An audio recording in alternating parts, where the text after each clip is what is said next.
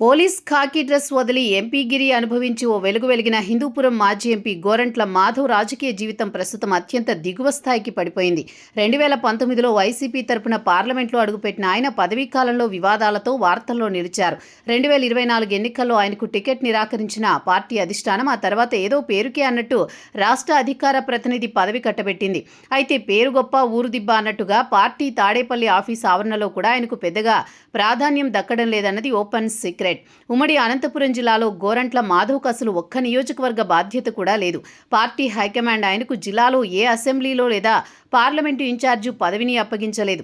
అధికార ప్రతినిధిగా కనీసం తాడేపల్లిలో ప్రెస్ మీట్లు పెట్టి పార్టీ వాయిస్ వినిపించే అవకాశం కూడా సక్రమంగా దక్కడం లేదు అనే చర్చ నడుస్తోంది. దీంతో తాను ఇంకా రాజకీయాల్లో ఉనికిలోనే ఉన్నానని ప్రపంచానికి చెప్పుకోవడానికి మాజీ ఎంపీ పడరాని పాట్లు పడుతున్నారు. జిల్లాలో ఎక్కడో ఒకచోట ధర్నా జరుగుతోందంటే చాలు, పిలవకపోయినా వెళ్లి ప్రత్యక్షమైపోవడం ఆయనకు అలవాటుగా మారిందనే విమర్శలున్నాయి. ఇటీవల రాప్తాడు నుంచి మొదలుకొని ఉరవకొండలో విశ్వేశ్వర్రెడ్డి తలపెట్టిన నిరసనల వరకు పార్టీ ఎక్కడ రోడ్డెక్కినా మాజీ ఎంపీ హడావుడిగానే చేరుకుంటున్నారు. ధర్నాల దగ్గర పోలీసులు అడ్డుకుంటే వారితో వాగ్వాదానికి దిగడం, బలవంతపు అరెస్టులు కావడం, ఆ క్రమంలో కొత్త కేసులు మూటగట్టుకోవడం ఆయనకు నిత్యకృత్యంగా మారింది.